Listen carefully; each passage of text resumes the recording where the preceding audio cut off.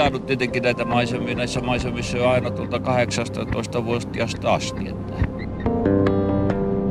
minun nimi on Topi Kannasvuo ja olen pohjoisin asentaja Lapissa.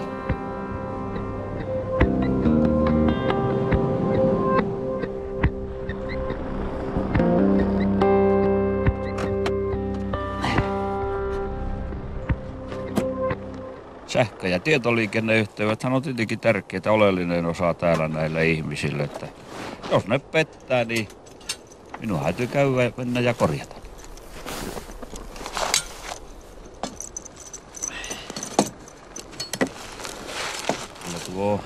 Täällä nämä arktiset olot on karasseet minua, että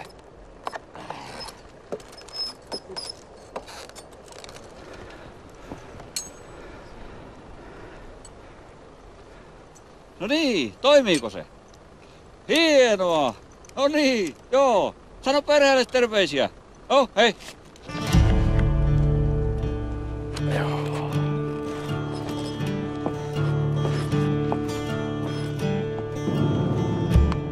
En näe monestikaan ihmisiä tuolla työmatkoilla päivittäin, että perhekin asuu kaukana ja eihän mulla ole kuin tuo auto, mikä mulla on päivä. Normaalisti ajan yli 200 kilometriä päivässä, että pohjoisesta etelään, idästä länteen ja Lappihan on kokonaan minun työaluetta.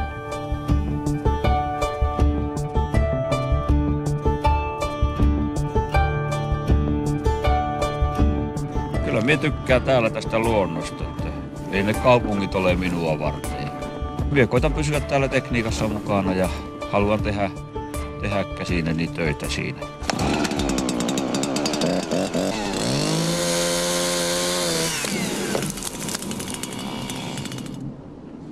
Luontohan täällä on kovaa tietenkin ja vaihtelee. Naisen mieli, että kyllä minä täällä olen selvinnyt näistä ja toiset tietenkin pitää vähän hulluna, kun täällä työskentelee, mutta tämä on minun maailmani ja minä kyllä ajattelen toisin tämän asian.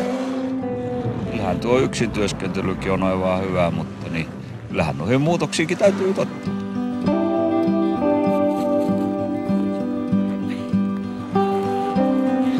Paljon työskentelee yksin, niin kyllä nyt on mukava ihmisiä tavata tuolla ja se kyllä auttaa siihen yksinäisyyteen. No mulla on näitä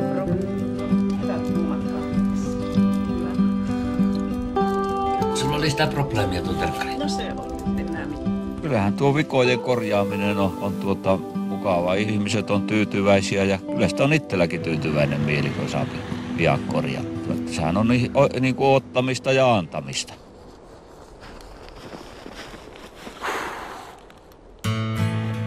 Eikä olen työskennellyt jo 37 vuotta tällä alalla. En vain ole vaihtanut näitä hommia, että tämä on vissiin minun koti.